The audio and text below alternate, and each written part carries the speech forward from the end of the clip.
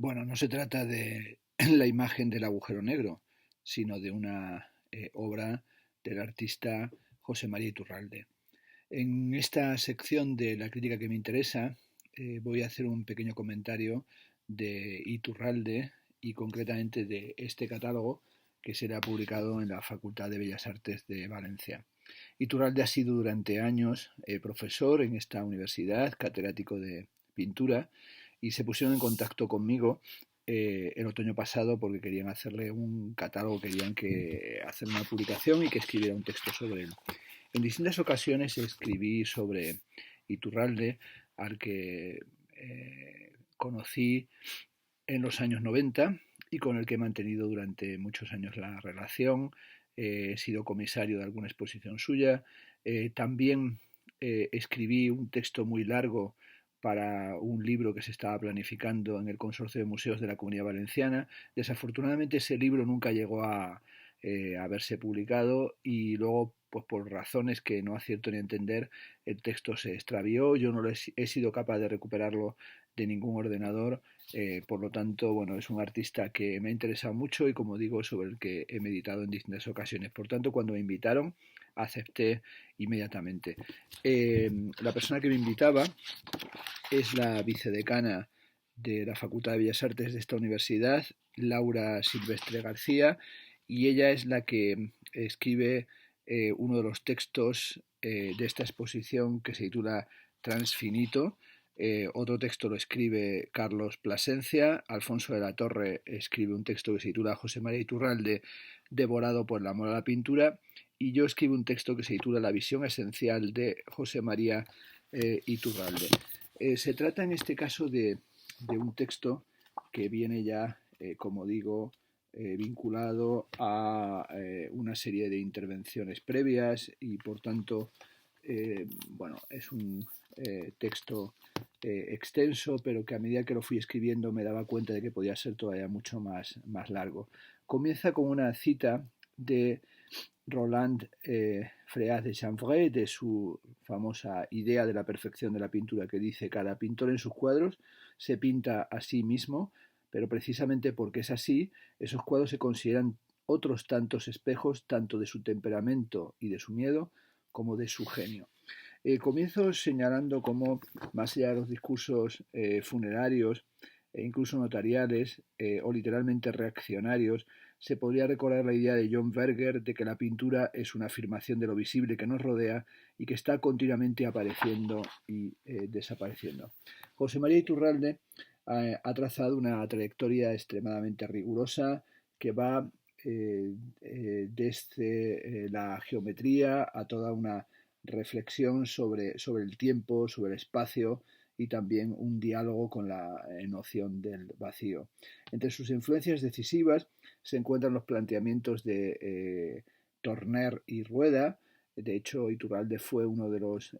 fundadores y del equipo que comenzó a trabajar en el Museo de Arte Abstracto en Cuenca, así también como un gran interés por el Grupo Parpalló y por las actividades del equipo 57. Esto es, se encuentra inscrito en el ámbito de la abstracción y también ese ámbito de la abstracción geométrica. Es evidente que las ideas de Kandinsky, la obra de Vasarely y los desarrollos del espacialismo italiano influyeron también en la determinación de Iturralde.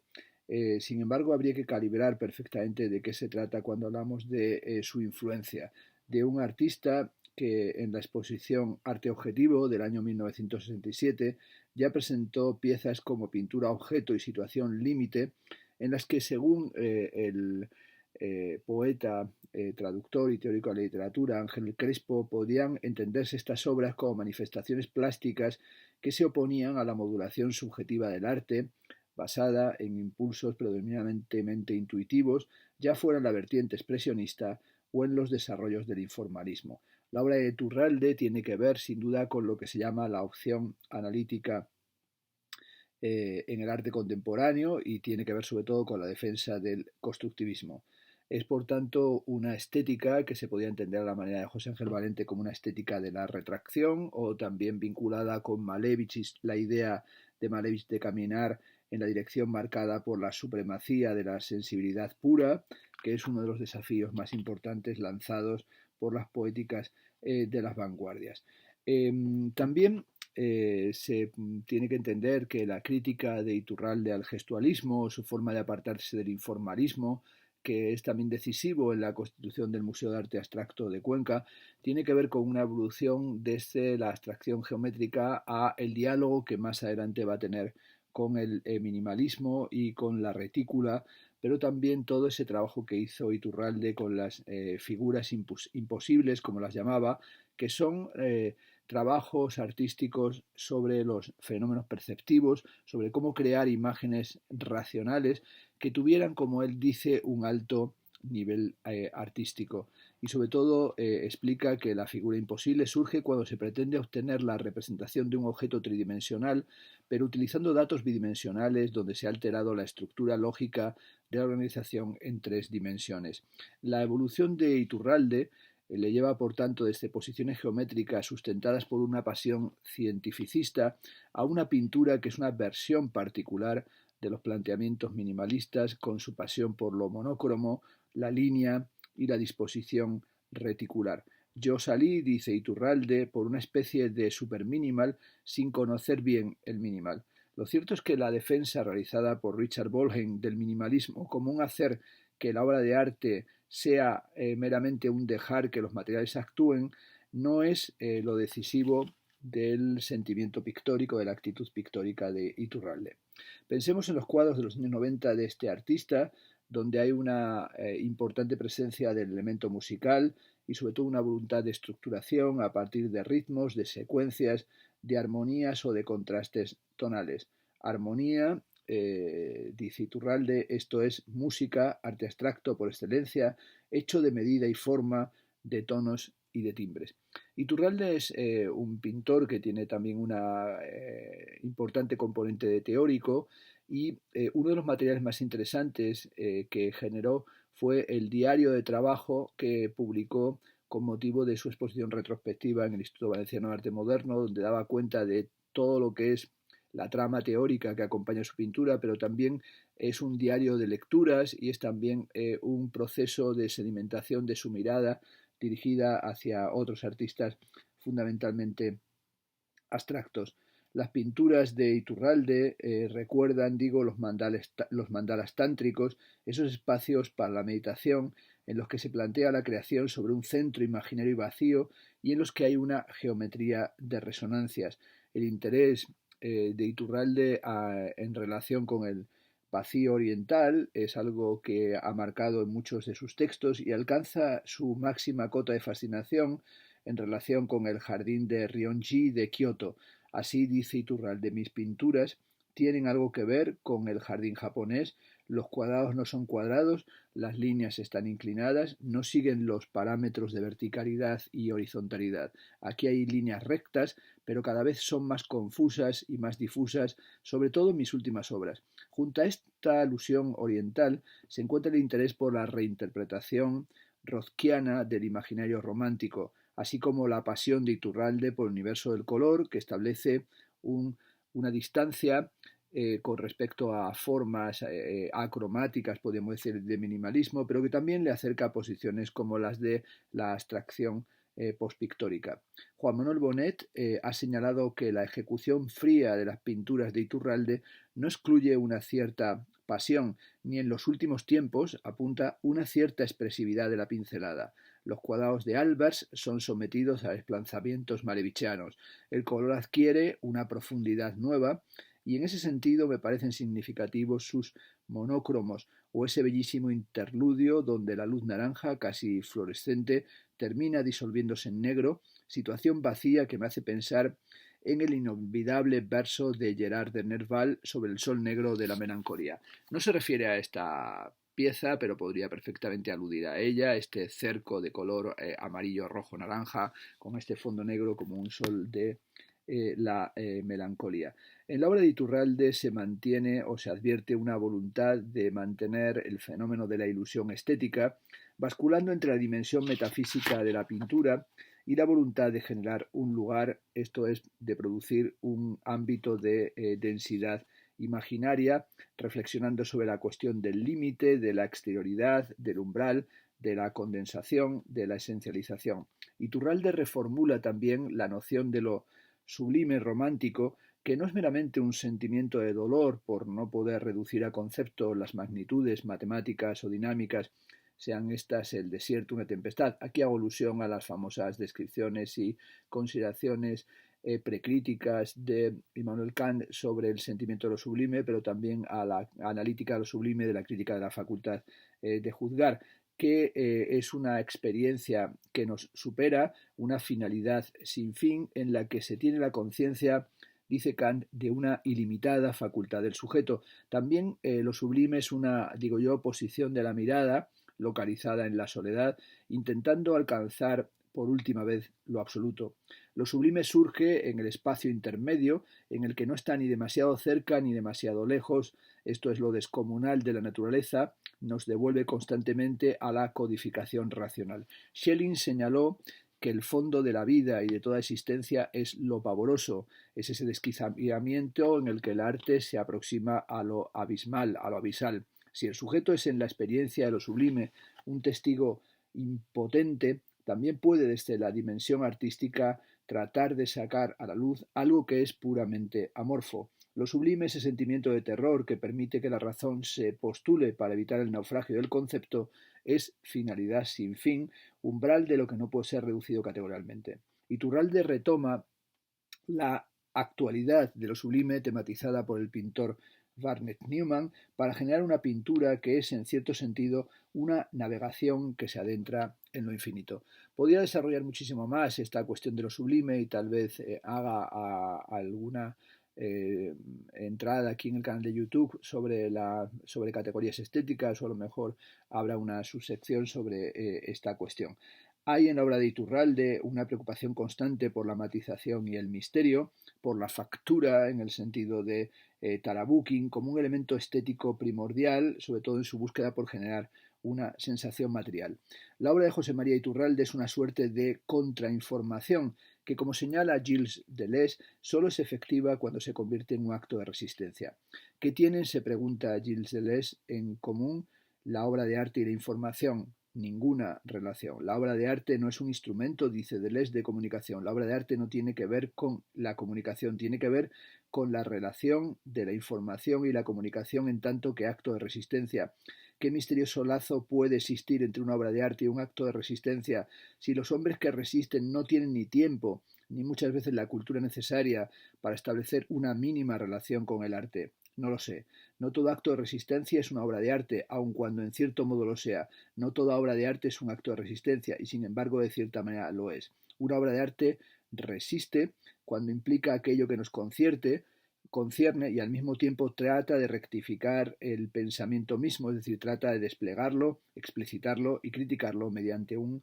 acto concreto. La estética de Iturralde, tiene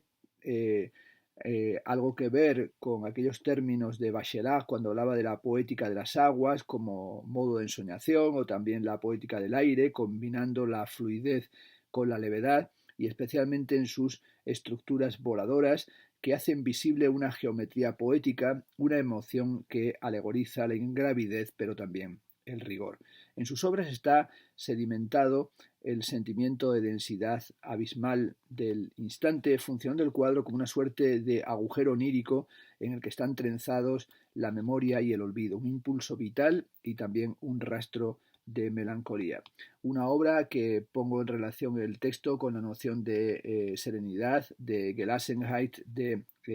Martin Heidegger, como un buscar lo esencial, como un reposar en lo noble, en aquello que tiene origen. En una ocasión le preguntaron al escritor Vladimir Nabokov si en la vida le sorprendía algo,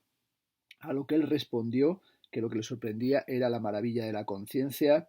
esto es, esa ventana que repentinamente se abre a un paisaje soleado en plena noche del ser. José María Iturralde abre efectivamente estas ventanas de lo maravilloso frente al regodeo de lo repugnante y busca lo poético, busca la poesía a través de la pintura. El arte es una expedición subterránea. Cito aquí una frase hermosa de Pascal Quignard: ¿por qué el nacimiento del arte está vinculado a una expedición subterránea, porque el arte fue y sigue siendo una aventura sombría. ¿Presentaba el arte visual, al menos el arte visible, en la oscuridad, con la ayuda de una antorcha de grasa, algún vínculo con los sueños, que también son visiones nocturnas? Estas visiones nocturnas tienen que ver con esta cuestión de lo sublime de la que he hablado a la carrera, pero también con esa necesidad del arte de frenar y de aproximarse al flujo caótico de las sensaciones luminosas y cromáticas. No podemos perpetuar la prohibición del placer estético, porque eso supondría renunciar a la dimensión utópica de la idea de felicidad, que en realidad es el deseo de que la belleza tenga una dimensión material. Volar, escribe Iturralde en torno a sus singulares cometas, es integrarse en la sutil materia que fluye, es adaptarse al ritmo de las presiones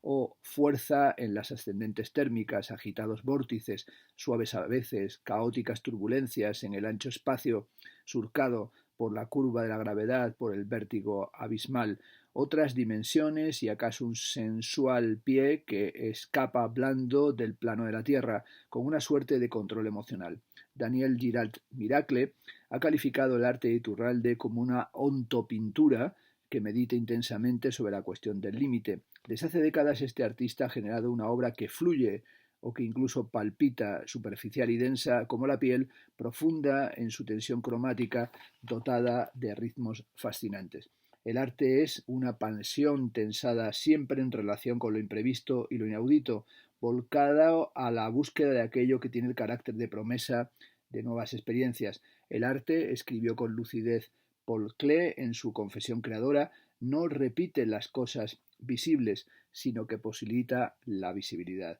José María Iturralde ha conseguido hacernos ver lo esencial. Bueno, esto es un resumen de mi texto en este catálogo, un texto que comienza en la página 34 y termina en la 44, que tiene, por tanto, 10 páginas y que tiene 55 notas a pie de página, es decir, es un texto que tiene una componente, por un lado, analítica, pero también tiene una componente académica y de reflexión sobre la bibliografía. Cuando escribí ese texto largo para el libro que no llegó a publicarse sobre Iturralde, hice una